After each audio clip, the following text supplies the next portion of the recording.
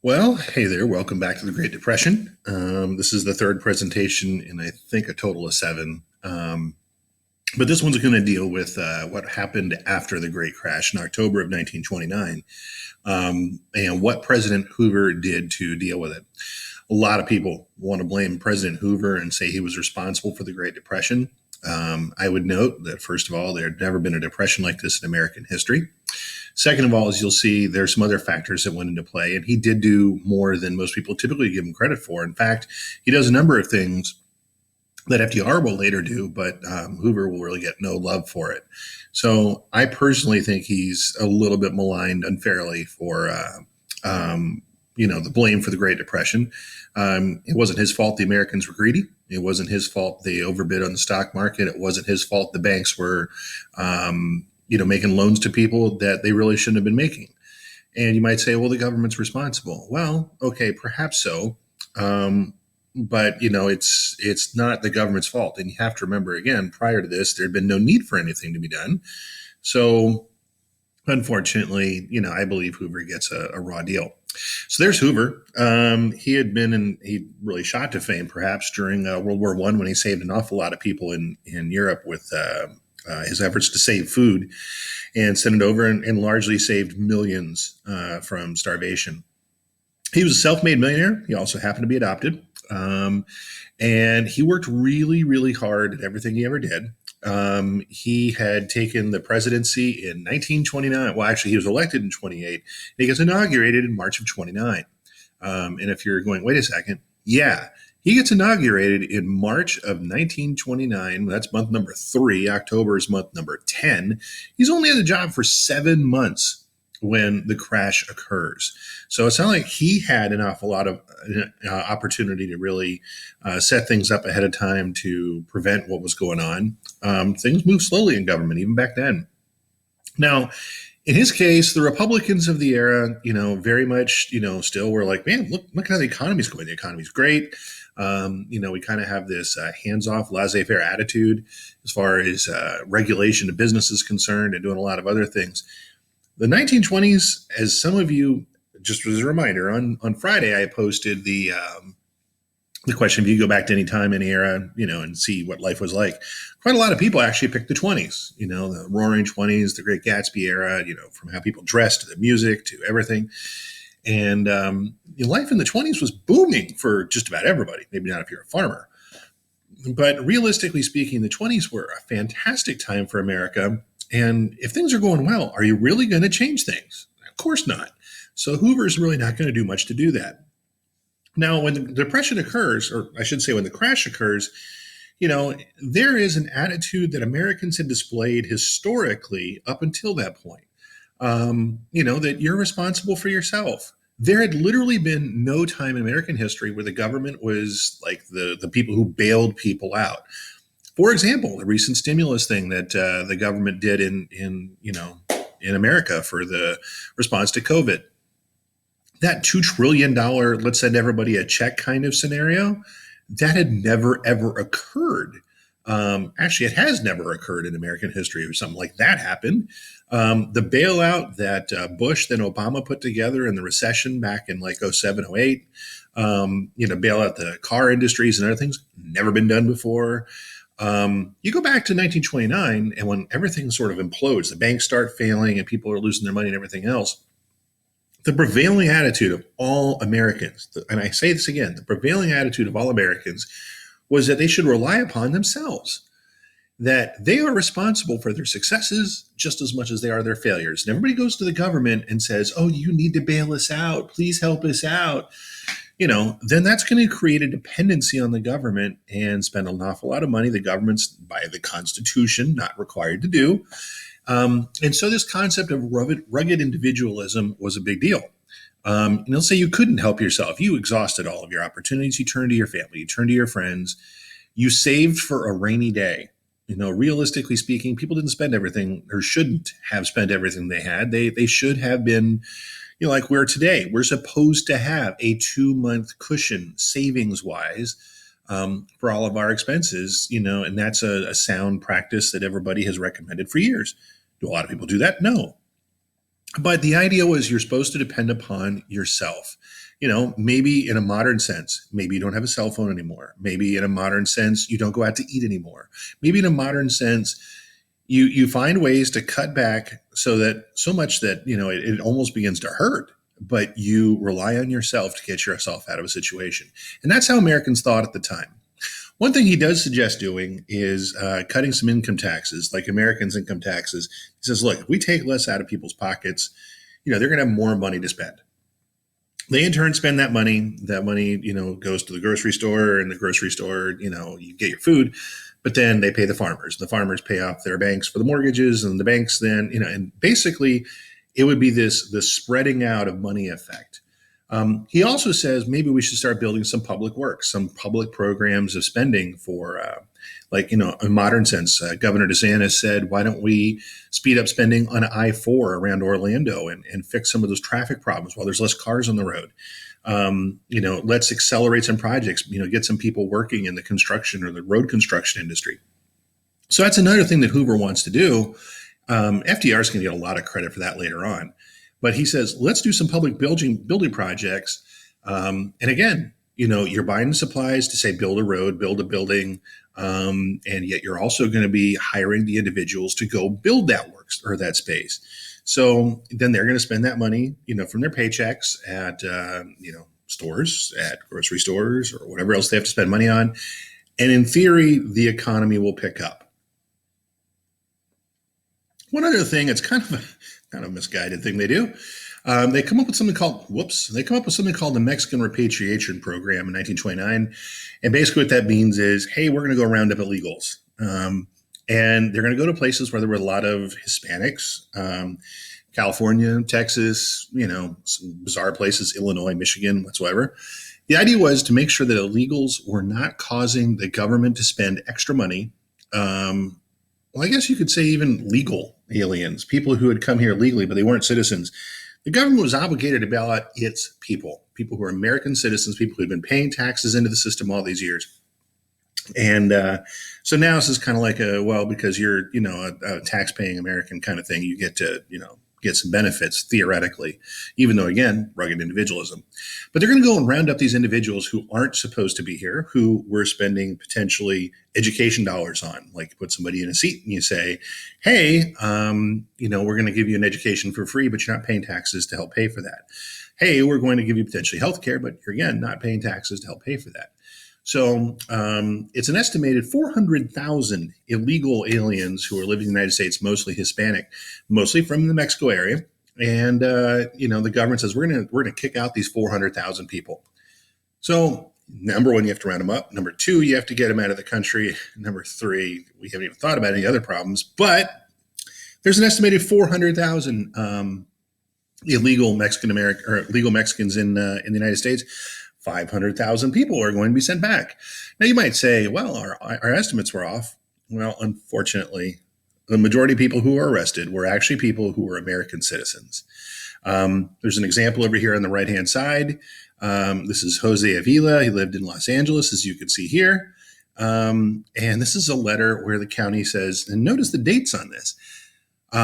They want him to be there at 8 a.m. on Saturday, May 27th. There's a boat leaving here on the 30th.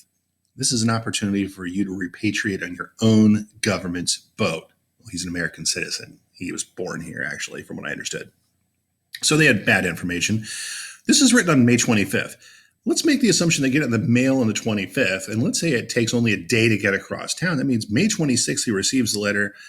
That means the next day they want him to leave and, get his stuff together to make sure that can happen. That's, not a lot of time to get things done. And that'd be a bit of a jolt if you ask me. But that was one idea they were going to try and do to save money across the country. Now, again, the fact that stocks crashed didn't mean that businesses themselves were doing poorly. They're still buying stuff. They're still selling stuff. They're still making stuff. It's a question of, however, people buying things and having that money circulate around the economy. So Hoover comes out and he says, I'm convinced that these measures, we've established some confidence in what's going on. It's December. It's 2 months after what's happened. February of 30, just about 5 months after it happens, he says, look, there's nothing in the situation to be disturbed about. There are grounds for assuming this is about a normal year. He says, about 2 months from now, everything's going to return to normal. I think of another president who's been trying to say how the third quarter and the fourth quarter in particular, we're going to have an amazingly rebounding economy and everything's going to be best it's ever been. I wonder who I'm talking about. Anyhow, so in March of 1930, it's 5 months after the crash, and unemployment's gone from 1.5 million to 3.2 million. You have to remember, again, the population then is much smaller than it is today. Today we have about 400 million. I want to say about then we had about 100 million. And that doesn't sound like a lot. 3 million. It's like, what? That's 3% unemployment? No. Remember, there's people who are retired. And remember, also, there's kids. So once you factor a lot of people like that in there, that rate of available workers is going to make that number actually higher. Well, the Secretary of the Treasury, unfortunately, had some ideas that, the president didn't listen to him very much. Again, everybody keeps saying, it looks like this is going to be temporary. This is going to be temporary. Again, I got to remind you, nothing like this on this scale had ever happened in American history before. And as a result, they really didn't know what they were dealing with. They didn't have any kind of a playbook to go by or what did we do last time kind of thing. They're making this up as they go along. It's an uncharted thing. Meanwhile, a lot of people, of course, are homeless. They're not able to get the government to say, no, you don't have to pay your mortgage or your rent for, a few months like we recently got. People are being foreclosed upon by banks, in a desperate effort to maybe sell that house to somebody else. The bank could get some money. Landlords want to get some rent, so they're kicking people out and trying to get people who can pay. So these homeless people are constructing shelters out of anything they can find: corrugated metal, wood, etc. And they want to not be alone. They look for, you can kind of see in the background a little bit. They're looking for, somebody to be nearby them for a little bit of safety, security, friendly face, perhaps. And they have this little shack they'll build out of all these spare parts next to somebody else who's got it. And these become known as Hoovervilles, named after the president. These shanty towns that sprang up all over the place. A lot of things get named after Hoover in a negative way. If you got a newspaper and you're sleeping on a park bench, that's called a Hoover blanket. If you're walking along and, you don't have any money, you can have a Hoover flag, and the Hoover flag is your pocket hanging outside of your pants or in my case, my shorts, because, we're in Florida and I'm home. But your pocket hanging outside your pants to show that you don't have any money, that's a Hoover flag. So things aren't so good. And this, again, is not going to show because we're showing in Google Slides. So I'll put it up separately for you to watch. There's an example of one, of a Hooverville, a shanty that you can see this guy has built, looks pretty solid, actually. Again, in the shadow of these businesses, they're building places here in an open lot.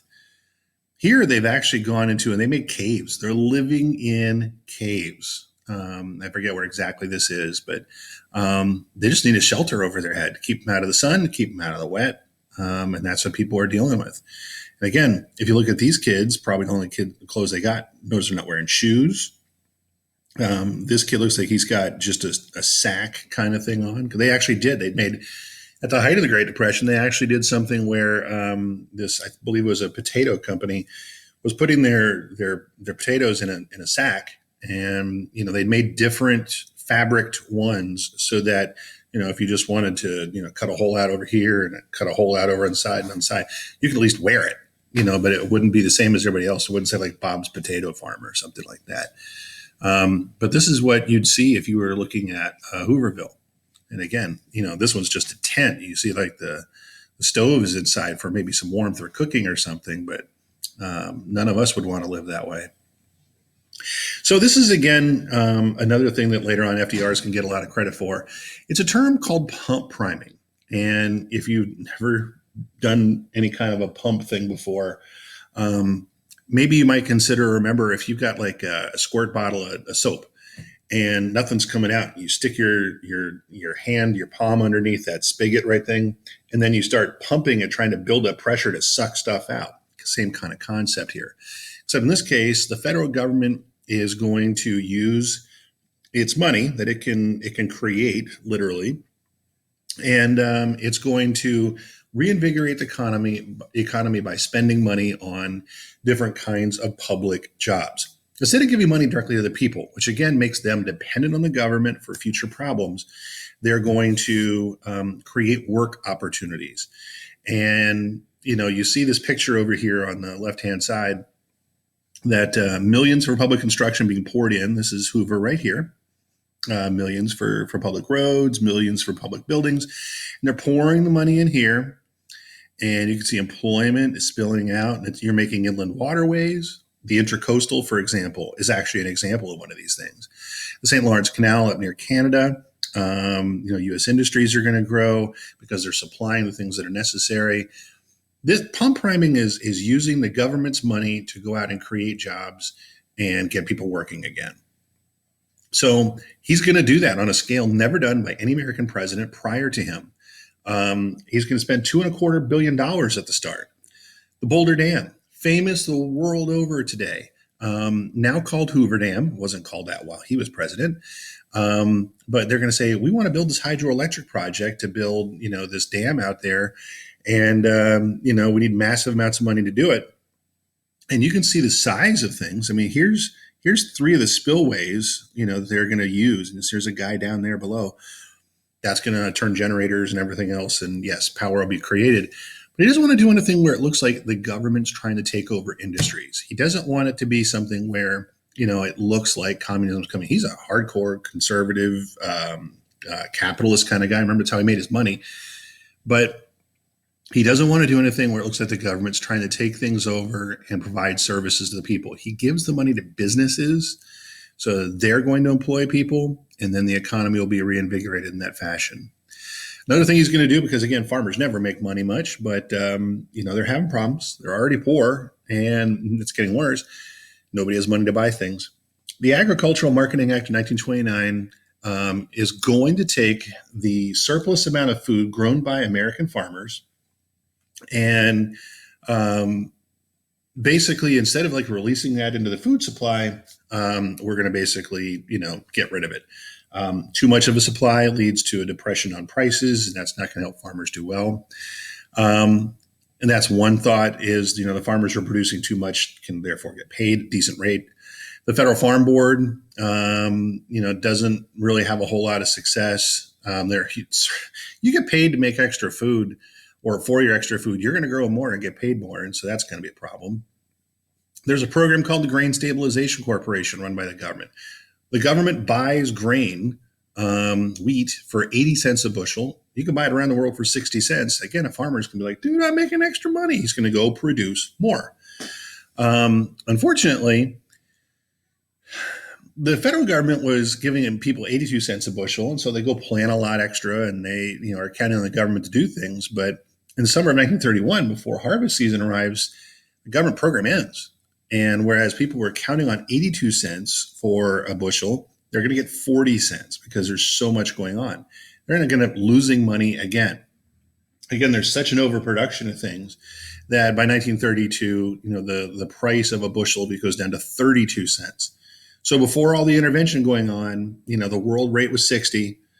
And then it's going to go down to 32 because we make an effort to try and help our farmers, but it's just going to backfire. And again, never been done before.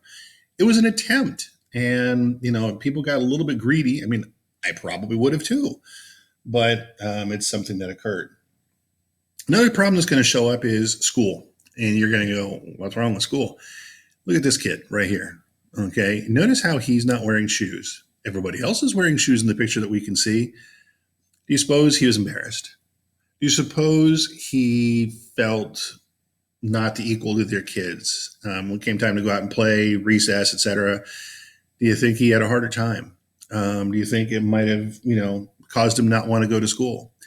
Maybe, for instance, you can't afford more than 1 or 2 sets of clothes. Maybe you can't afford another pencil. And unlike today, where there's all kinds of programs to help students if they can't afford things, a lot of people stopped going to school. There was no federal lunch program at the time that guaranteed people would get an opportunity for hot meals. So if you, for instance, needed to work on the farm, or if it was going to be more expensive for your mom to get daycare instead of maybe trying to find work, and you had other siblings, maybe you'd stay home, take care of the younger siblings. lots of reasons to potentially stay home in the Great Depression.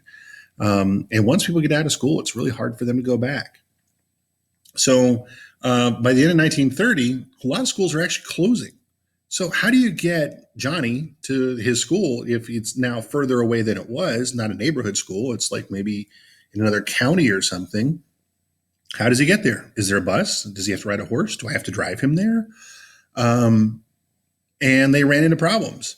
So by the end of 1930, some 3 million children who were enrolled in schools just stopped going and would probably never return. But again, there are a lot of reasons why families might make the decision not to send their kid back to school. In November 29, Hoover met with government business leaders. They tried to craft a plan to look at how unemployment was going to work. And they said, look, one thing that's going to go on is it would be smarter because people are buying less for us to pay our people less. And that's what business leaders wanted to do because they were afraid of losing their businesses. And while, the workers, they didn't want to get less, but they said, you know what, tell what we're going to do. We're not going to go on strike. And basically this agreement that the government brokered, again, this is groundbreaking. Unions decide they're not going to go on strike. Business leaders agree not to cut wages. But nobody knows how long this type of situation is going to be needed. It's going to be a problem. On the federal level, the Davis-Bacon Act said that local governments were not allowed to pay their workers less to do work that was normally done by, say, private building people. So let's say, for instance, the local government's going to build a new police station and they're going to use their labor to do it. If they'd gone out and contracted with a building company, those guys get paid, let's say, $3 an hour. But if they're local government employees, oh no, they're in work for $2, and that's how we save a lot of money. Well, what's that going to do? It's going to put that local construction company out of work, and it's going to be contributing to greater unemployment. So that's what the Davis-Bacon Act tried to avoid. Similarly, the Norris-LaGuardia Act prevented courts from ending strikes. Now, again, over on the other side, you see, wait, they're not supposed to have strikes. Some people are still going to do it, but there's going to be a lot less. When you're going to go on strike, if I'm the business owner, I'm like, really, you don't want to go to work? All right, I'll find somebody who's willing to go to work, who's desperate, and I'll pay them less. And you're going to be out of a job, and that's going to cause a problem. So there were federal efforts to try and guarantee work for people, or at least a decent pay for things, and try and improve the working relationship between owners and employees that, again, was unprecedented. One thing that was also done, and it was a problem, was the Hawley-Smoot tariff. In this case, this tariff was one of the strongest in American history. Again, it was designed to protect American businesses against foreign competition. It slapped about a 40% tax rate on imported goods and made it really, really difficult for anybody from another country to sell something in the United States. Now, when we do that to them, they're going to do that to us, and they do. So again, our exports, which we are depending upon for some injection of capital into the American economy, are not going to do very well. You can see numbers here. In 29, our imports were from 4.4 billion to 1.5 billion, but our exports, for example, go from 5.4 billion to 2.1 billion. And, we're closing off opportunities for us to make money by making these tariffs out there. And yes, it makes sense to protect your people to some degree, but this was nuts. And because of all the tariffs that everybody did against each other, world trade diminished greatly. And in some cases, it's actually going to be one of the reasons why Adolf Hitler would come to power, and why, for instance, Mussolini goes the way he does, and why Japan is going to get a little more ambitious in the Pacific, leading to World War II. So despite the fact that everybody's like, so things are going to get better. Oh, things are going to get better. In December, there's a slight improvement in the stock market. Everybody's like, oh, it's the beginning of the recovery. Everybody's looking like things are going to go great. However, more things are going to start to compile. And as the spring of 30 starts to arrive, all of a sudden, people begin to notice, it hasn't rained in a while. And unlike today, we're in the Midwest, because we've learned since then, there are a lot more, windbreaks, a lot more trees planted, a lot of other things to hold and anchor the soil down. It was just wide open stuff that had been plowed over, and Unfortunately, it got pretty dry because it hadn't rained for a while. And as it got really dry, then the wind could come along and pick up dirt off the topsoil, the loose stuff, and start blowing it. Okay. And you get something what's known as the Dust Bowl. And the Dust Bowl was, essentially the lifting up of all this dirt, this soil, and just, blowing it across the United States. And this drought, is uncharacteristic. It lasted for about 10 years. And you can see the counties that are affected and you can see a huge swath through here and up again through Montana and Wyoming.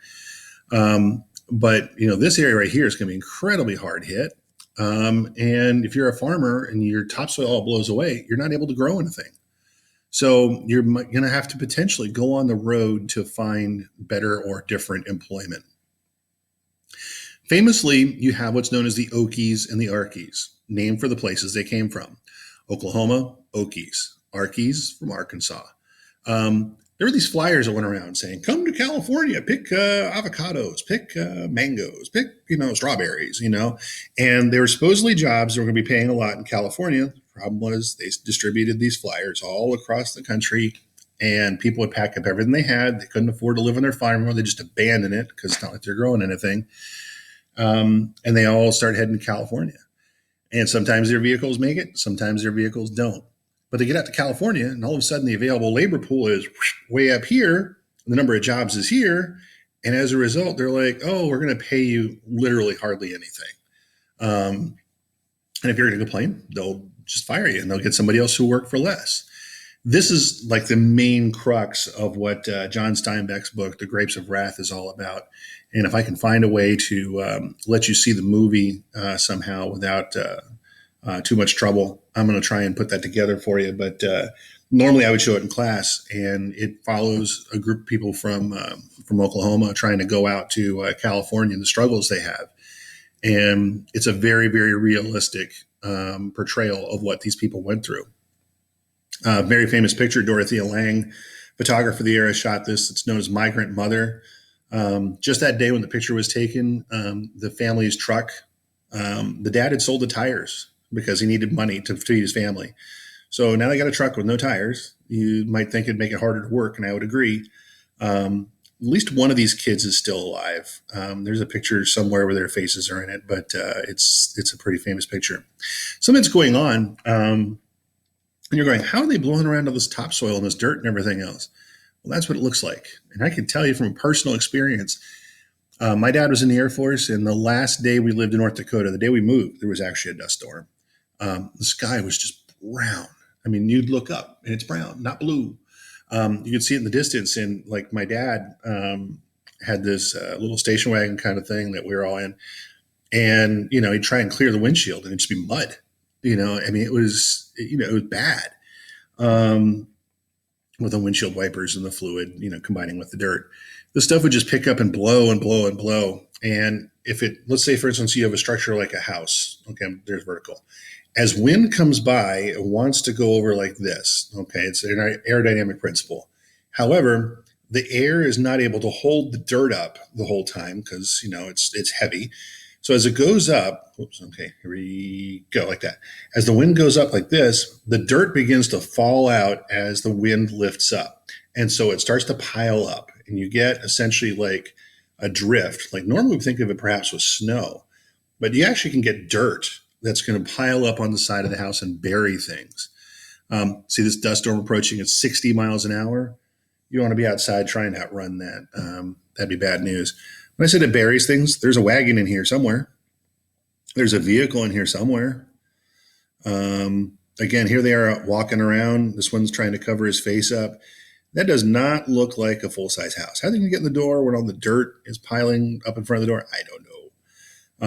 But it's generally bad news. And this is what the people in the Dust Bowl are going to be experiencing and want to get away from. So again, here's a video I'll have to post separately, assuming I can find that. So that's starting in 1930, and that's another problem that's going on in America at the same time, and nothing the federal government done is really going to, stop that. Banks are failing. Again, they've been loaning all this money out to people so they could go and, buy stocks and whatnot on margin. People can't pay them back. They can't sell the stocks with the profits and repay the loans they've got. People are running to the bank. If you've seen the movie It's a Wonderful Life with Jimmy Stewart, usually shown around Christmas time, you see that crash in action. Everybody rushes to the savings and loan trying to get their money out that they're thinking there's not going to be anything left. And so, the banks fail and you don't have any money that you've saved. Or if you did, it's too bad. You're not going to get it now because it was loaned out to Bob over here to go build his house. Bob can't pay back the loan. So normally proud people are going to have to go into soup kitchens and bread lines. And if you look at this picture really carefully, these guys are dressed. These guys are dressed pretty well. They've got, some derbies. They've got, some fedoras. They got nice overcoats. These guys who were in business just recently, they all look generally, they look better than we do on the average today. But there they are for the free coffee notice with the employee. They're just trying to find something to eat. They might have a family at home that, they're going to try and eat whatever, they can scrounge, but they're going to go out and try and find food as they're looking for work. And instead of contributing to families' woes of looking for food to feed them, they're going to maybe go to one of these places for free. Al Capone actually opens up a place that feeds people for free in Chicago, for example, as do other people. And so if you're looking at the situation the way it is, bank failure wise, in 1930, the year right after, Black Tuesday and whatnot, there's 1,300 bank failures that should have had 853 million. That was just basically wiped out and they didn't, get it back to the owners. 4.3 million people are employed. It's an 8.9% unemployment rate. A year later, you can see where things are. Now we're at 16% unemployment, and it's going to be bad. He was giving aid, Hoover was giving aid to railroads so they would continue shipping goods, so they could, continue doing their work. He gave money to banks because they're, out there loaning money to people to get things done. Credit associations trying to, keep the economy going, not giving money to the people. The idea is that it'll create work. And in creating work, it'll give people jobs that they'll, be able to get a paycheck and go do things. Local and state governments are also given money for building projects, whether it's a park or something else. Again, don't give it to the American people directly because then they get used to it. There's a program, unfortunately, that right after World War I, veterans of the war have been told, you know what? We're going to give you a bonus payment in 1944 or 45. Nobody knew World War II was coming. And they said, we're going to give you this bonus payment, sort of like a pension kind of thing. And it was guaranteed to be happening in 44 to 45. Well, if you know that money's been promised to you, if somebody loans you money and says, I'll pay back later, you're going to want to get it back as soon as possible. Now it's an economically desperate time. And these veterans and some of their families march to the nation's capital going, look, you owe us money. Don't pay us in 44, pay us now. 20,000 people show up in Washington in what's known as the bonus march. And Hoover himself actually is like, you know what? I sympathize with these folks. They were in World War I. I know a lot of soldiers from World War I.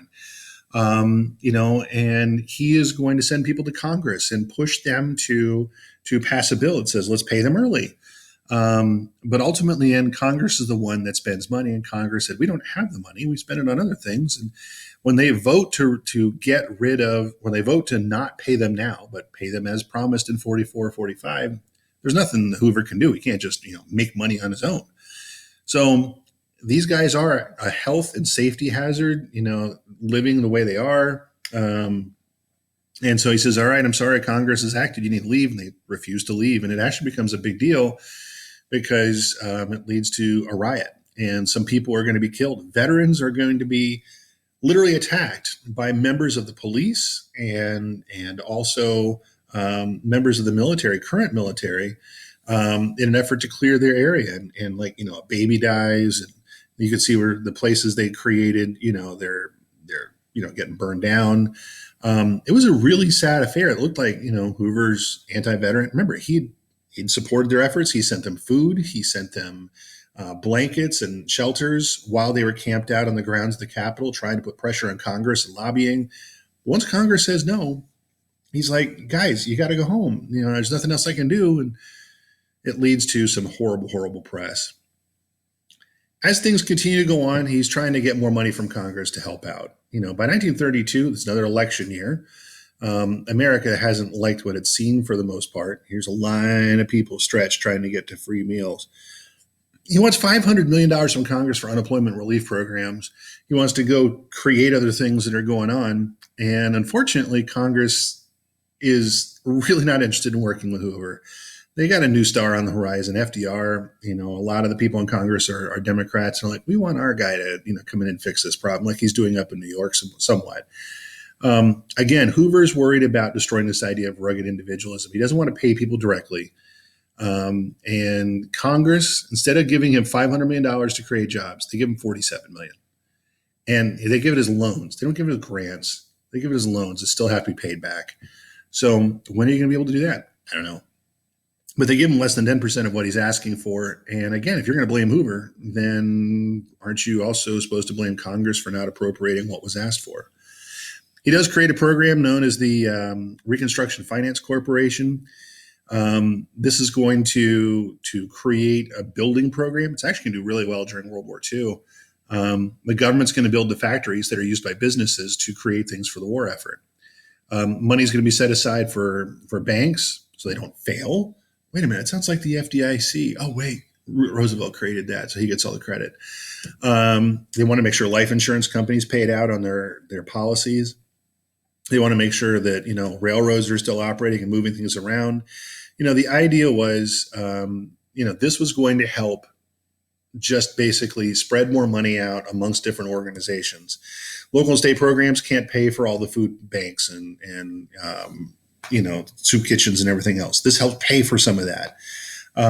He's given away money from the government to do all this kind of stuff.